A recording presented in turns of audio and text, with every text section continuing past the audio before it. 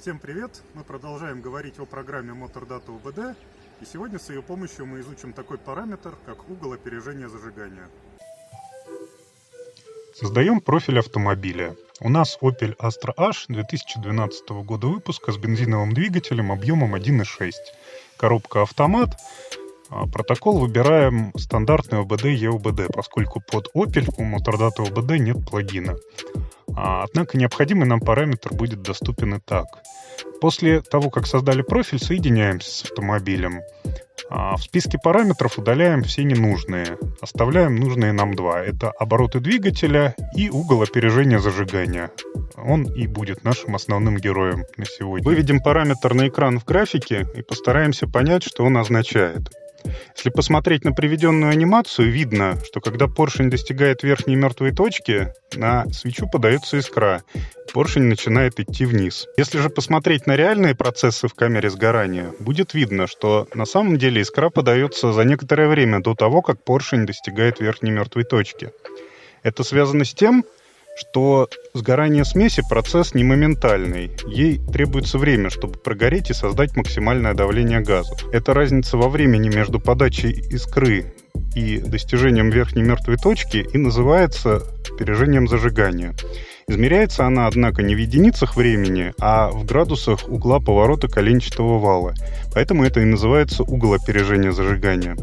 Как мы видим, на данном автомобиле он на холостых в норме составляет около 19-20 градусов. Здесь же видно, что с увеличением оборотов двигателя увеличивается и угол опережения зажигания. Это логично, поскольку скорость движения поршня растет, а время сгорания смеси остается неизменным, значит, ее нужно раньше поджигать. Эта же зависимость сохраняется и при движении автомобиля, то есть под нагрузкой. Мы провели несколько ездовых циклов, чтобы показать это наглядно. Зависит угол опережения зажигания не только от оборота двигателя, но и от ряда других условий, которые учитывает блок управления. Как правило, эта зависимость отображается в виде такого 3D-графика, который приведен сейчас на экране.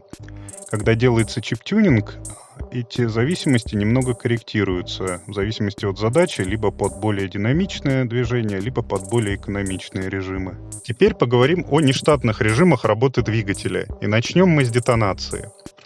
При штатном режиме работы поршень подходит к верхней мертвой точке. На свечу с некоторым запасом времени подается искра. Смесь начинает относительно медленно сгорать. Поршень доходит до верхней мертвой точки и идет вниз, совершая полезную работу. Детонация – это процесс быстрого сгорания топливо-воздушной смеси, гораздо более быстрого, чем штатная. Фактически это взрыв. Это очень быстрое нарастание давления в камере сгорания, и это ударные нагрузки на поршень, на кольца и так далее. Это для двигателя вредно в самом прямом смысле. Это может привести к его механическому разрушению. Поэтому детонации следует избегать. Существуют разные причины возникновения детонации. Одна из них – это использование бензина с более низким октановым числом, чем то, под которое рассчитан двигатель. Чтобы избегать возникновения детонации, в системе управления предусмотрен датчик детонации, устанавливаемый на блоке цилиндров. Показания датчика детонации отслеживает блок управления. В случае возникновения детонации, то есть стука в двигателе, блок управления сдвигает угол опережения зажигания позднее, чем и избегает детонации, если она возникает по причине использования низкооктанового бензина. Именно поэтому в современный мотор при желании можно залить хоть 80-й бензин. Мотор заведется, будет работать и, скорее всего, не развалится даже на пиковых нагрузках. Блок управления услышит детонацию, сдвинет зажигание позднее, до границы, когда детонация перестанет происходить. После этого попытается сдвинуть зажигание раньше, снова услышит детонацию, и так и будет в бесконечном цикле работать. Детонации все равно будут происходить, но реже. Соответственно, мотор развалится, как минимум, не сразу. Тем не менее, бесследно для него это тоже не пройдет, потому что даже единичная детонация – это ударная нагрузка. Поэтому все же настойчиво рекомендуется использовать бензин именно с тем октановым числом, под который этот двигатель рассчитан.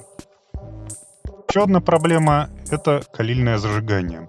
Это ситуация, когда смесь воспламеняется без подачи искры от какой-то перегретой точки в камере сгорания. Это может быть нагар в этой самой камере сгорания, или это может быть свечка с неправильно подобранным калильным числом, вследствие неправильного подбора свечи.